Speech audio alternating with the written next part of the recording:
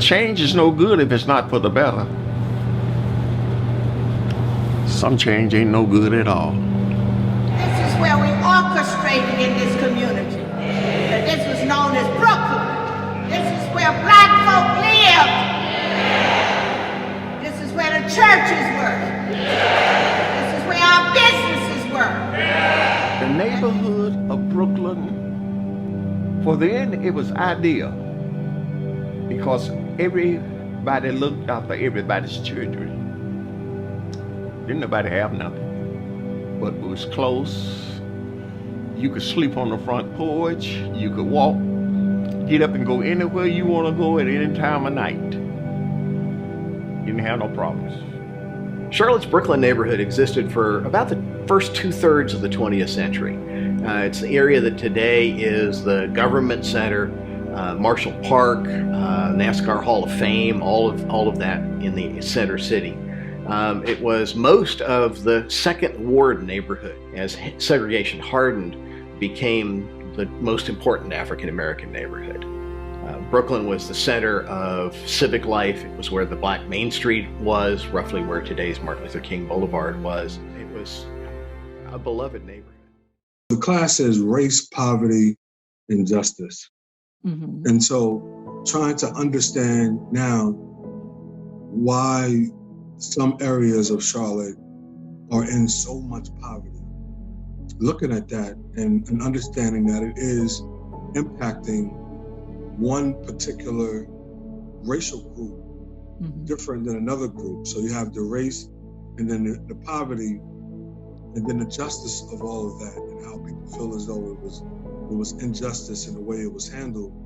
So in many ways, the story of Brooklyn, Second Ward, West Charlotte High School captures all of the elements of race, poverty, and justice start coming together as we do our literature reviews and working on some of our projects. But I've learned, just like I believe Dr. King learned in his last days, when he said, it doesn't really matter about me anymore. I might not get there with you, right, but it doesn't really matter. And he understood, and I think he began to receive in his heart at that time that my fight is not for me, it's for the generations that are coming. And it's a sad reality that I'm beginning to embrace because it hurts me to know that I'm never going to see real justice in my life. I'm 50 years old. I'm never going to see real justice in my life.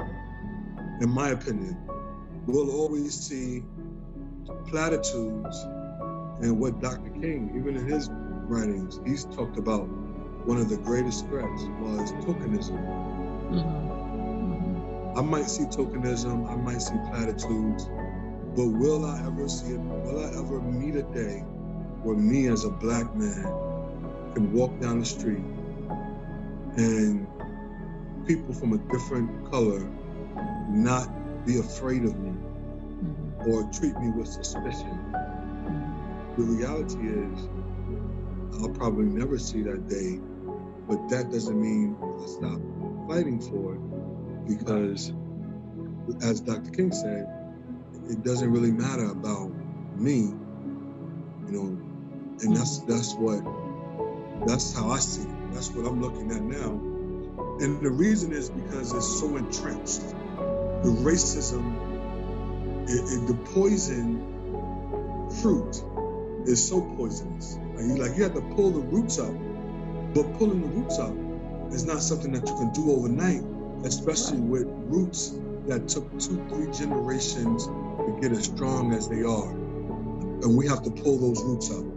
The roots are what is, every time we protest and we do these things, we rake up leaves. But what needs to happen is branches need to be cut down, roots need to be pulled up. And that's going to take time, a lot of time. That's going to take a lot of money. That's going to take a lot of power. And it's going to take God for those who believe in God.